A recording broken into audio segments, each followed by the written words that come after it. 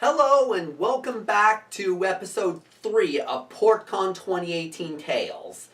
Well, in this video, we are looking at 2 interviews I did with some of the exhibitors at the convention.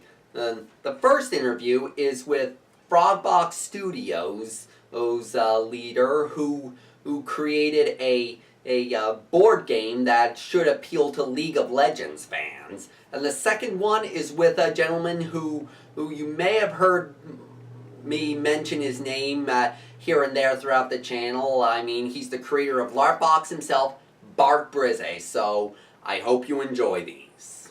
Alright. Can you tell us, for viewers at home, who are you and what did you create? Alright, so my name is Edward Durhack. I'm the president of Frogbox Entertainment, a small game development company from southern Maine. We develop several tabletop and video games, but our feature presentation as of now is Arena of the Elders, a turn-based strategy game set in... Iron. Okay. The Arena of the Elders. It's a turn-based strategy game set in a medieval fantasy world. It takes 40 to 90 minutes to play, requires 2 to 8 players, and it's pretty good. It's like if you've ever played Hearthstone or Magic or League of Legends or Dota 2, you know what this game is about. It's a lot like those things, but it's very simple in the beginning, and then the more you play, the more in-depth the strategy gets. It's a very deep game, and it requires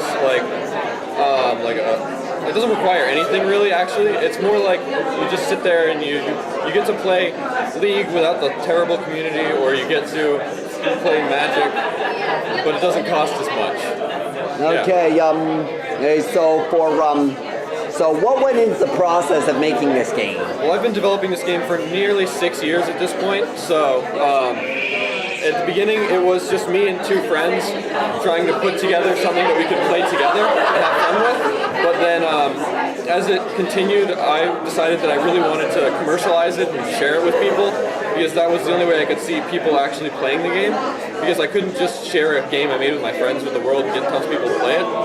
So I decided to do that, and what that required was a lot of dedicated work, a lot of talking to artists and getting the artist. We had to communicate a lot, who was one of the original creators with me, and I had him commissioned to do a lot of the art, and I spent hours and hours and hours, probably even days, playtesting the game to make sure it was balanced. And we did an original, very, very small print run, and ended up using all those prints to do, it was only like 20, 15 prints, and we did use those as playtest materials to playtest the game. But then this previous winter, we got 100 copies printed in this format, and I love it, and I'm so excited to have people have this game. I've been sending them out to playtesters and demoers across the internet recently, and we've been selling them at cons for the past 6 months. So. I'm trying to think of another question to ask, because you basically covered a lot of questions as I had. What was the inspiration for the aesthetic? The inspiration was, my artist was originally a cartoon artist. Like he self-published his own cartoons and like comic strips and comic books. And so basically we took my vision for the fantasy world that I wanted to create, and we took his experience in comic books, and we combined them to create this aesthetic. It's heavily like influenced by like Lord of the Rings and Warhammer and what else? I don't know what comics he loves. I know when he was a kid he used to like Garfield, but he does not like them anymore. He's not a big fan of Garfield as much as he was when he was younger. So, but he likes a lot of comics. He used to read a lot of Marvel. He doesn't do it much anymore because now he's a screenwriter. So, yeah. Well, thank you very much. And one last question: if anybody wants to find out more, where can we find you? We can be found at frogboxentertainment.com, www.frogboxentertainment.com. So.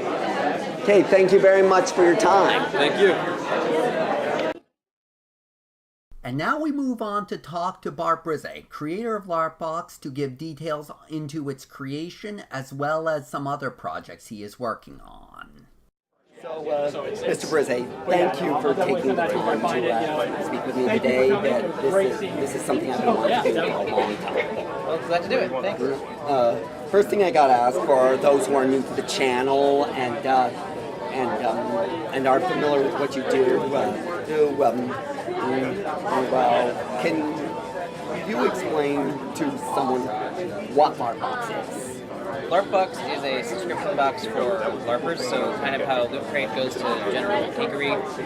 Larpbox is specifically for LARPers, so it's got props and snacks and costume items and stuff like that, and that help embellish your character and bring it to the games.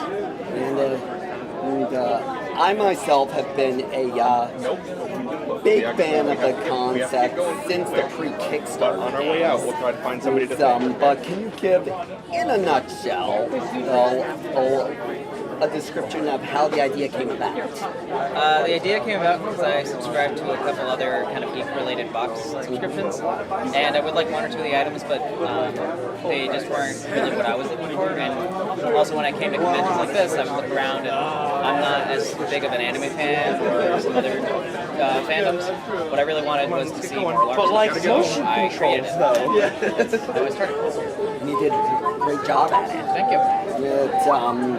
Larpbox now has a sizable fan community. What is the coolest thing you have seen from the fan community? Coolest thing I've seen in the fan community? I think getting to meet LARPers in their games wearing gear that I've made. So like someone's using something as simple as a sword frog or using a cup I got, like getting to see that in the real world is pretty awesome because I get to see that they're really using it and enjoying it.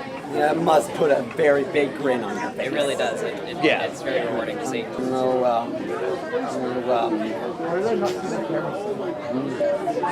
What is the process that goes into selecting what items go into what boxes?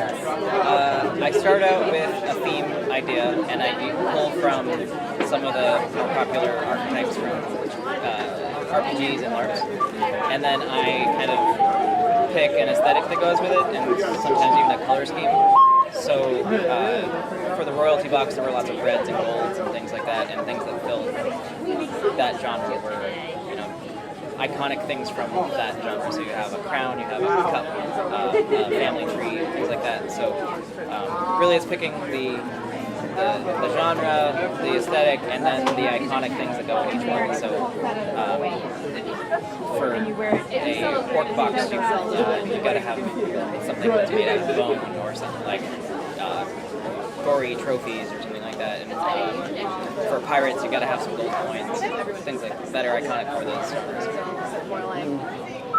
Well, that's a big eye opener there.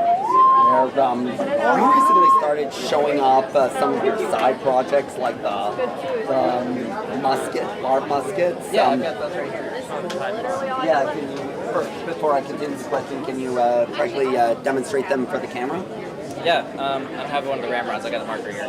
They load from the top. It's going to be on Kickstarter hopefully next week. And can you shoot me with one? I can't. We can't shoot stuff in here. But okay. It loads from the top, then you load a ball in from the top, and then it fires. They're pretty simple to use, and we've got a pistol version. This, if our Kickstarter does well, I'm going to do a blunderbuss.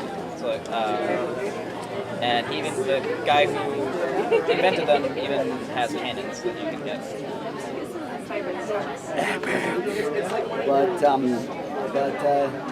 Yeah, I'll, when the Kickstarter launches, put a link in the description below. Are there any other side projects you were working on that you can tell us about or elaborate on? I've got some stuff kind of in pre-production, and some stuff that I'm actively working on. I'm working on some sets of leather armor that I think you bought the bracers from. We'll see those in the part 2 of this video. And then kind of on the back burner for now, I am working on a LARP that is a hiking LARP, so we're somewhere in the White Mountains hiking a mountain as like the main driver of the LARP is that your journey up and down a mountain. And that's still kind of pre-production because it's complicated, but it's something I've been wanting to do for a while. So it's kind of like, as you put it on social media, Lord of the Rings, what's it? Lord of the Rings, The panoramic walking scenes when they're traveling through Middle Earth, it's that and Larp. That always looked fun to me. And so I want to. you can bet I'll try to sign up for it. And finally, I know I asked you this before, but I'm sure it'll give an insight into how you work, because this question is basically the Elder Scrolls 6 of Larpbox for me. You may have seen me joke about this on social media, but how far out are we from a Dragon box? I need suggestions for a Dragon box. It's a very complicated one to do. And if you have ideas for boxes, if you want to learn more about my process, you can join the Larpbox community Facebook page, Facebook group. Link below. And that's where you get to kind of see like the inner workings of how I come up with stuff. And I put polls up there all the time, kind of get like a general idea of how people are feeling about stuff. So if you have ideas for items for a box theme, let me know on there. It's a great place to do it. Fascinating. And once again, thank you very much for your time. Thank you. I hope you enjoyed these interviews with the exhibitors I was able to interview at Portcon. And I hope you will join me next week as I review the Larp gear that I got at Portcon. And you will, and if you want an even bigger Portcon fix, you can find more Portcon stuff on my Patreon. Some of it is free, but there's this one item from Portcon that is going to be for patrons only. But the cosplay interviews, I guarantee, are free. And if you enjoyed this video, hit thumbs up, and if you're new around here, be sure to hit subscribe and ring the bell to keep up to date with all my YouTube shenanigans. And be sure to check out all my other videos, those on my channel as well. And you can find links to my social media down below, as well as to my support pages, like my aforementioned Patreon. Thanks for watching, and I hope to see you on the Trail of Adventure.